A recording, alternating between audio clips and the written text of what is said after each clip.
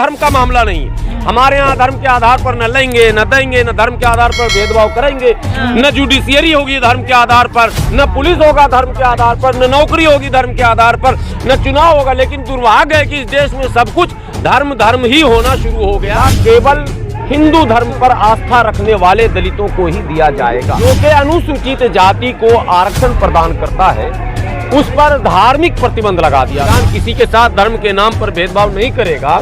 जहां अनुच्छेद 16 कहता है कि कोई भी सरकारी योजनाओं में धर्म को आधार नहीं बनाया जाए। मुसलमानों ने कभी दलित शब्द सुना नहीं था। आज नेशनल चैनल पर भी डिबेट चल रहे हैं, आज बड़े बड़े आर्टिकल लिखे जा रहे हैं। तो सबका साथ सबका विकास वाले हैं, सबके विश्वास वाले हैं, सबके प्रयास वाले भी करते हैं। कहते हैं संविधान खतरे में, और जो खतरे में डाल रहा है उसी को मजबूत भी कर होकर सरकार के हवाले हुआ था। उस मूल संविधान में स्पष्ट शब्दों में ये लिखा है कि धर्म के आधार पर किसी के साथ कोई भेदभाव कभी भी नहीं किया जाएगा। भारत के समस्त नागरिक संविधान की दृष्टि में एक हैं, चाहे वो किसी भी धर्म जाति लिंग के हों, किसी भी क्षेत्र के हों, किसी भी भाषा बोलने वाले हों। उनके साथ धर्म के नाम पर, क्षेत्र के नाम पर, भाषा के नाम पर, लिंग के नाम पर भेदभाव नहीं किया जाएगा। लेकिन दुर्भाग्य से 26 जनवरी 1950 को संविधान लागू होता है। मात्र 6 महीने के बाद 10 अगस्त 1950 को उस समय के प्रधानमंत्री पंडित जवाहरलाल नेहरू जी ने भारतीय संविधान के अनुच्छेद 341, जो कि अनुसूचित जाति को आरक्षण प्रदान करता है, उस पर धार्मिक प्रतिबंध लगा दिया था, जो कि भारत के पवित्र संविधान पर एक काला धब्बा है।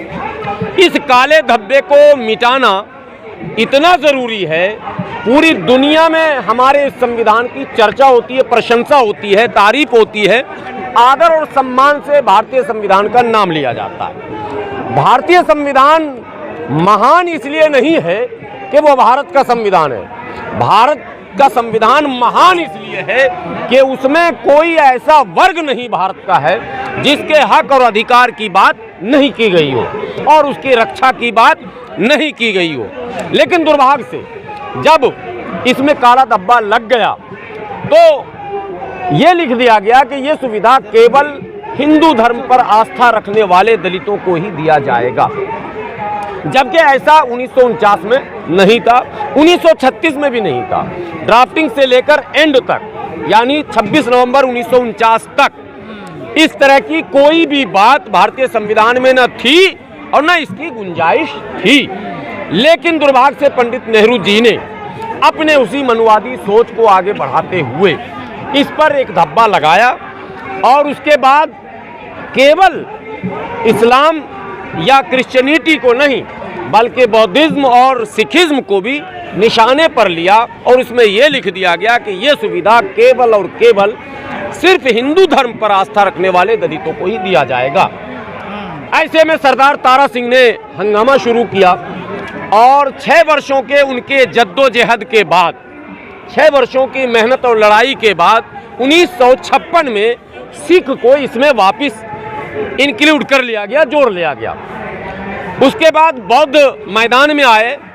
तमिलनाडु केरल से ये लड़ाई शुरू हुई और मद्रास हाई कोर्ट तक गई। हाई कोर्ट में ये मुकदमा हार गए बौद्ध पक्ष के लोग, लेकिन लड़ाई जारी रही। अंतोगत्वा 1990 में विश्वनाथ प्रताप सिंह की सरकार में और रामविलास पासवान जी की दखल से बौद्ध कम्युनिटी को भी इसमें शामिल कर लिया गया। यानी कि जो प्रतिबंध 1950 में लगा था उसमें 2 बार अमेंडमेंट हुआ, 56 में और 90 में। एक बात दरमियान में और भी जानना जरूरी है, 23 जुलाई 1959 को उस समय की कांग्रेस की सरकार ने एक अमेंडमेंट किया और ये लिखा कि यदि आपको ये सुविधा चाहिए तो आप यहाँ आ जाइए। मतलब आप समझ रहे हैं, घर वापसी, जिसको आज हम लोग कह रहे हैं कि आरएसएस का नारा, नो, ये कांग्रेस का नारा था, घर वापसी का। ये वह लीगल वे बनाया गया 1959 में। वह इसके लिए मैंने एडिशनल शब्द कहे गए। तो अब सवाल ये पैदा होता है कि भारत के पवित्र संविधान में जहां अनुच्छेद 14 कहता है कि संविधान की दृष्टि में सभी लोग एक समान हैं, जहां अनुच्छेद 15 कहता है कि संविधान किसी के साथ धर्म के नाम पर भेदभाव नहीं करेगा, जहां अनुच्छेद 16 कहता है कि कोई भी सरकारी योजनाओं में धर्म को आधार नहीं बनाया जाएगा, तो फिर आरक्षण देने और लेने में धर्म को आधार क्यों बनाया गया? ये एक बड़ा सवाल है।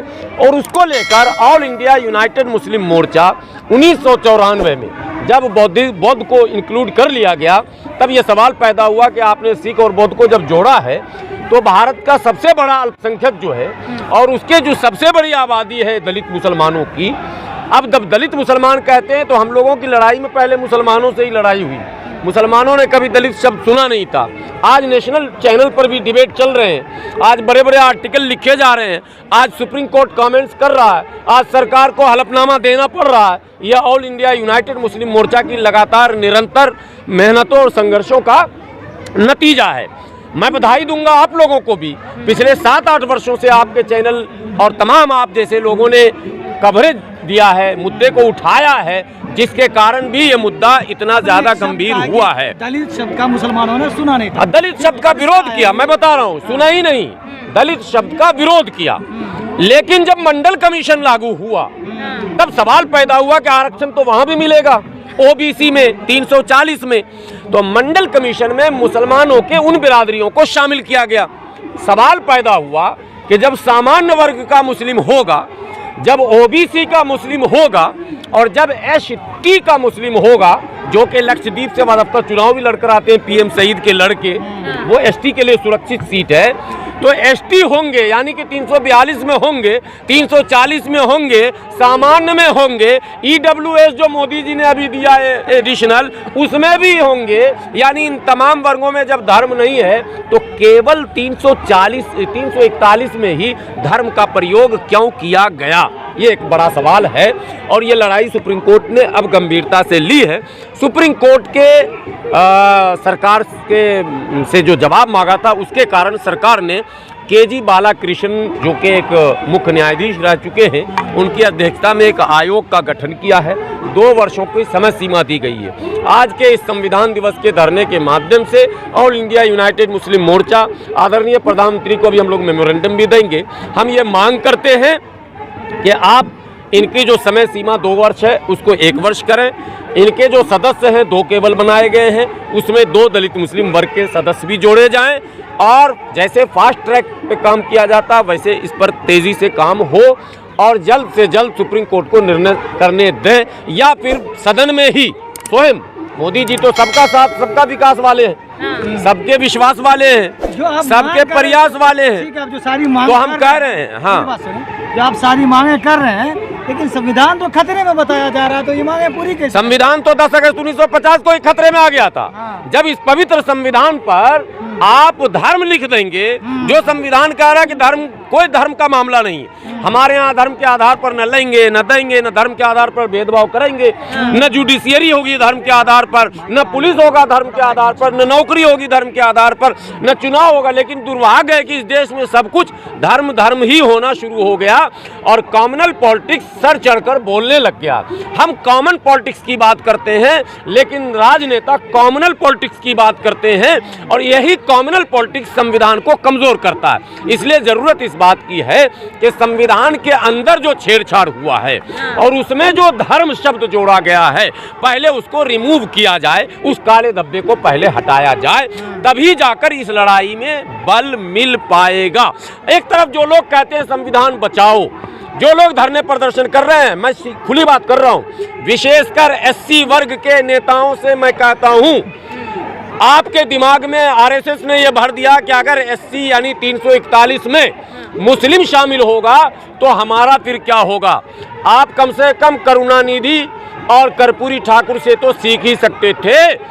मुस्लिम शामिल होगा तो दलित शक्तियों का एकीकरण होगा, दलित शक्ति बढ़ेगी आपकी। और 15% किसने कहा 15%? कौन है 15% बोलने वाला? माननीय सुप्रीम कोर्ट ने जब 49.5% कहा था, तो आज 49.5% मिल रहा है क्या? 59.5 हो गया या नहीं हुआ बताइए? किसने किया 59.5? सरकार ने। तो सरकार में तो हम आने के लिए खुद तैयार हैं। लेकिन हमारे ही लोग बिदक रहे हैं, धरना भी करते हैं, कहते हैं संविधान खतरे में है, और जो खतरे में डाल रहा है उसी को मजबूत भी कर रहे हैं। तो दोनों तरह से ताली ऐसे नहीं बजेगी। आप देखिए, संविधान में इतनी संभावनाएं हैं इन वर्गों के लिए कि यदि मिलजुल कर हम लड़ें तो हम हर सफलता को प्राप्त कर सकते हैं। लेकिन दुर्भाग्य से हमारे यहाँ टूट फूट इतना ज़्यादा डाला गया है।